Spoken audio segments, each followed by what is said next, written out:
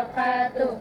Kami dari kelompok ahli laba rugi. Di video kali ini kami akan menjelaskan tentang laporan laba rugi. Baik, selanjutnya langsung saja ke videonya.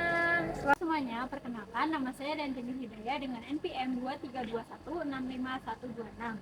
Di sini saya akan menjelaskan tentang pengertian laba rugi. Laporan laba rugi merupakan laporan yang menyajikan informasi pemasukan, pengeluaran, serta laba rugi yang dihasilkan oleh suatu perusahaan selama satu periode tertentu. Kemudian, melalui laporan keuangan ini, kita dapat memperlihatkan keuangan dari suatu perusahaan ataupun usaha. Terima kasih. Halo guys, perkenalkan nama saya Lia Amelia dengan NPM 232165021. Di sini saya akan menjelaskan tentang fungsi dan tujuan laporan laba rugi.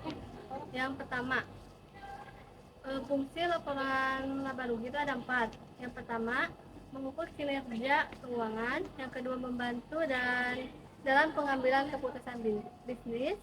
3, membantu dalam perencanaan keuangan. 4, menilai kekayaan investasi. 5, melaporkan kepada pihak eksternal. Adapun tujuan laporan laba rugi adalah untuk memberikan gambaran tentang pendapatan dan beban suatu perusahaan dalam periode waktu tertentu, sehingga memungkinkan manajemen dan pemangku kepentingan lainnya untuk mengevaluasi kinerja keuangan perusahaan dan membuat kepuasan yang tepat berdasarkan informasi tersebut. Sekian dan terima kasih. Halo guys, perkenalkan nama saya Fauzia Nafisawada dengan NPM 232165028. Baik, di video kali ini saya akan menjelaskan tentang apa saja sih yang termasuk akun ke dalam laporan laba rugi. Jadi akun-akun yang termasuk ke dalam laporan laba rugi yaitu ada pendapatan dan beban. Untuk akun pendapatan yaitu baik pendapatan usaha atau pendapatan di luar usaha dan pendapatan lainnya. Begitu juga beban, ada beban usaha, beban luar usaha, dan beban-beban yang lainnya. Sekian, terima kasih. Halo semuanya, saya Mirana Panjaitan dengan nomor NPM 232165136. Saya di sini akan menjelaskan beberapa bentuk dari laba rugi. Yang pertama, single step income statement, yaitu laporannya paling sederhana karena kalkulasinya yang tidak terlalu rumit, dan juga pelaporan yang sederhana ini memiliki kelebihan, yaitu akuntan tidak perlu membuat laporan keuangan yang terlalu mendetail.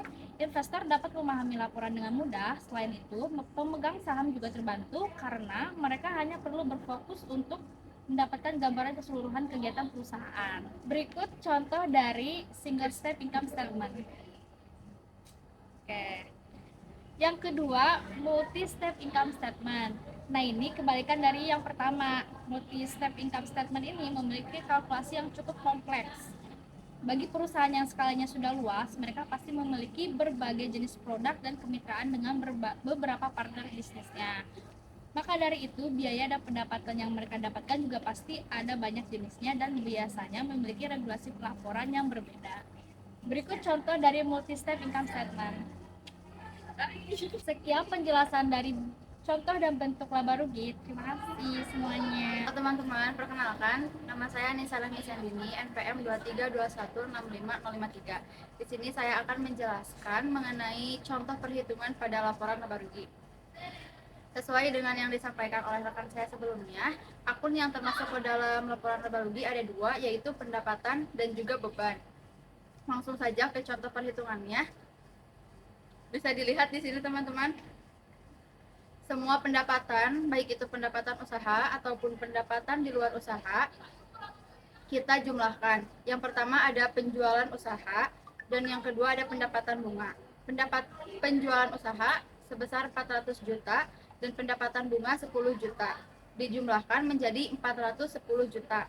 Kemudian dikurangi dengan beban-beban, baik itu beban usaha maupun beban di luar usaha. Yang pertama ada harga pokok penjualan, yaitu sebesar 195 juta.